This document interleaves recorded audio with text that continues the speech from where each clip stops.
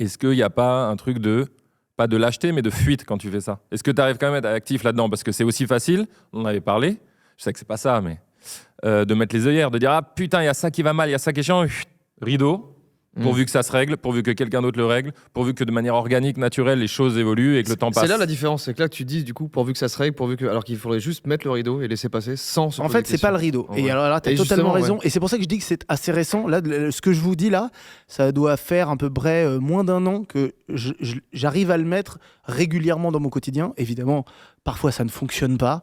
Parfois, il y a des mois entiers où je suis incapable de le faire. C'est pas la question. Et l'un des premiers trucs, c'est que j'essaye de pas me juger quand j'y arrive pas. Ce qui est aussi quasiment impossible. Bon, on est d'accord là-dessus. C'est juste comme une boîte à outils que j'ai. Pendant des années, j'ai fait ce rideau. C'est-à-dire que j'ai dit, je ferme les yeux et je traite pas. Et ça ne réglait pas le problème parce que c'est une forme de résistance. Oui, Là, c'est une forme de résistance de dire, je vois pas que ça arrive. Ouais. Donc en fait, je veux pas que ça arrive, donc je résiste soit en fuyant, donc rideau, soit en attaquant. Tu vois ? Donc tu as l'inhibition, tu as Je peux pas l'attaque. être comme ça. Et voilà, donc c'est une forme de ça. Et j'essaye de sortir de ça.